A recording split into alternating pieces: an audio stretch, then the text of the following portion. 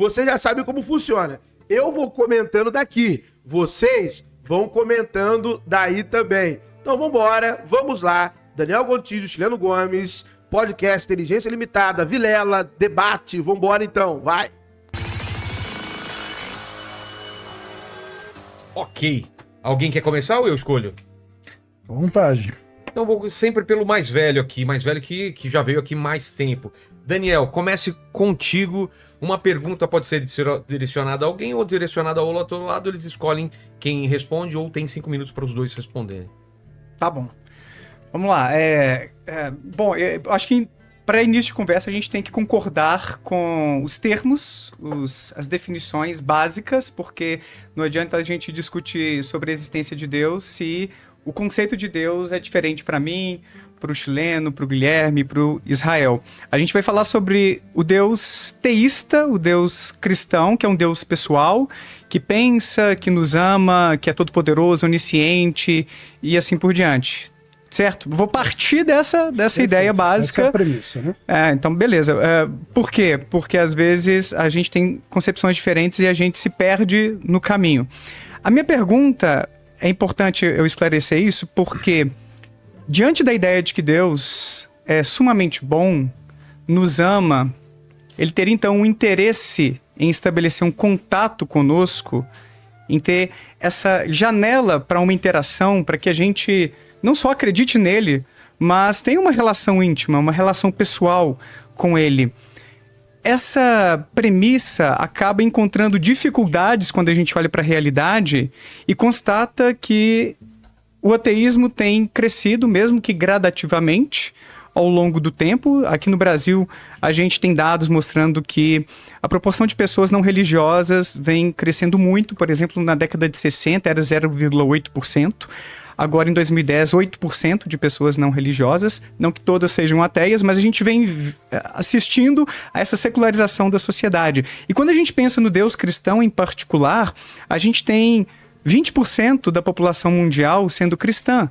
Então, 80% não acredita no Deus que vocês acreditam. Sem querer te cortar, Daniel, você poderia definir o que é o não religioso, só para eu compreender melhor? Uma pessoa que não está vinculada a uma organização religiosa. Ela pode acredita em Deus, ela mas pode acreditar, mas não está vinculada a algum grupo religioso. Pode acreditar. Perfeito. Então, nem todos os não religiosos são ateus. Ateus. Tem agnósticos, espiritualistas Perfeito. e assim por diante. Perfeito. Ainda assim, a gente tem dados mostrando uma crescente do ateísmo. Mas o ponto é, se a gente pega esse recorte do Deus cristão, ainda assim a gente vê a maioria da população não acreditando. O que acaba configurando o que é chamado na filosofia da religião de argumento do ocultamento divino. Se Deus é todo-poderoso, bom, onisciente, quer se relacionar com a gente, por que tanta descrença por aí? Será que ele não construiu um mundo de forma que houvesse as melhores condições para a gente constatar a sua existência e ter um relacionamento bom, saudável com ele? É um pouco estranho isso. Fica parecendo que ele é meio desinteressado, mas se ele nos ama, se ele saberia que seria desse jeito, que seus profetas não teriam tanta eficiência para passar a mensagem adiante, no final das contas, ou então ele não existe porque, bom, se tanta gente assim é descrente, ele não se faz presente, será que a gente não está discutindo a existência, na verdade discutindo, né, um conceito que não se faz real, que não está por aí? Então, esse é um problema muito importante. Eu queria ouvir o comentário de vocês. Por que Deus não se faz tão presente assim, mesmo para aqueles que querem conhecê-lo? Porque eu já fui católico até meus 15 anos. O Leandro Carnal fez o seminário e de repente se viu diante de uma secura espiritual. Ele buscava e não tinha essa resposta. Então, boa parte desses descrentes não é gente resistente, entende? Tá aí querendo. Caraca, se você tá por aí, mostre-se, eu quero acreditar. E se ele é todo amoroso, pra gente se relacionar e não tá se mostrando presente, então fica um pouco difícil a gente conciliar essas coisas, sabe? Então eu começaria por aí. Por que não se mostrar presente e se relacionar com a gente? Antes só de vocês responderem, eu acho o Daniel muito educado, né? E continue. Não, muito educado, assim. Não vai nada chileno não, viu, Daniel? Eu queria simplificar a pergunta dele, que eu acho que eu resumo em 2 perguntas. Primeiro, por que Deus é geográfico e por que ele é tão ruim de redação? É isso, né? Por que ele se favorece para alguns países e para outros não, países cristãos e outros não? E por que a palavra dele é tão complicada que gera tantas guerras e tantos problemas? Eu acho que se resume nisso daí. É que o Daniel é muito polido, né? Então eu acho que era isso. Você tá responsabilizando ele por todos os conflitos, todas Não as por guerras todos, tantas? mas tem muitas. Que isso, chileno? Vamos lá. Antes da resposta, eu só queria deixar claro pro pessoal que o segundo bloco são perguntas de vocês, tá? Eu vi gente perguntando, a gente não vai participar? Vai sim. Então já manda agora as perguntas aí que o Léo vai separar as melhores. No chat já fala pra quem que é a pergunta. E não adianta mandar salve, né, Léo? Não adianta ficar mandando oi, salve. Pergunta quem é o próximo Papa. Não é isso. Não adianta, é. Dentro do assunto. O anticristo já está na terra. Perguntem dentro do assunto, aqui no chat, manda um superchat que a gente já separa pro segundo bloco. Então vamos para a resposta. Quem quer começar? E aí, você acha que eles vão dar uma boa resposta?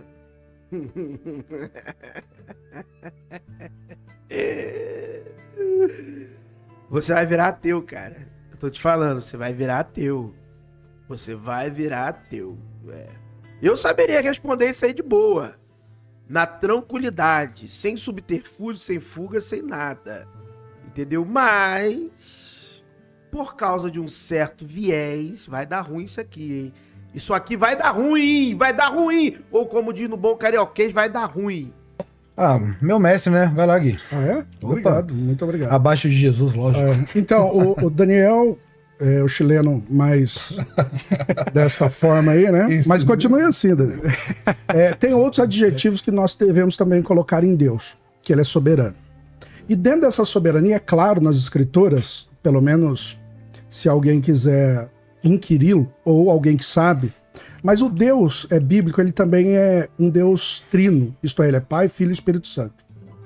E o interessante é que o Pai, ele elegeu antes da fundação do mundo, segundo as Escrituras. O Filho, então, agora ele elegeu pessoas que se encontram pecadoras. E agora, Deus, ele não pode, sendo justo, e justificar um injusto. Então, seria uma injustiça em si. Então, vem Cristo que morre no lugar desses pecadores, há 2000 anos atrás. E agora, o Espírito Santo, dentro dessa trindade, ele tem a missão de revelar essas verdades àquele que ele escolheu. Já tá entendendo o caminho, né? Ó, tem um Deus, ele elege seu filho, beleza? E ele faz uma eleição. E é através agora daqueles que foram eleitos e resgatados por esse sacrifício, o Espírito Santo revela a estes eleitos que eles são resgatados. Você já sabe o que é isso, né? Isso é o puro sumo do calvinismo. Você sabe já aonde isso vai parar. Você vai virar ateu. Tô te dizendo que vai virar ateu. Se liga só. Então, já que é o Deus cristão, eu preciso usar das Escrituras. Em Mateus capítulo 13, aconteceu esse problema quando Jesus falava em parábolas. E parábolas é uma linguagem fácil para a ocasião, usando de contexto uma série de eventos ali. E ao mesmo tempo muitos não entendiam. Aí os discípulos em particular perguntaram a Jesus, por que tu falas em parábolas? E Jesus fala, porque a vós é dado conhecer os mistérios do reino, a vós outro não. Então não é o Daniel, por mais que ele tenha todo o desejo de compreender Deus, e desculpe, eu até duvido disso, você me perdoe, mas Caraca, olha só. Olha o que o pastor manda para uma pessoa, independente se é o Gontijo. Duvido que você tenha o desejo de conhecer Deus. Eu não sei. Você falou que foi católico, você disse que queria.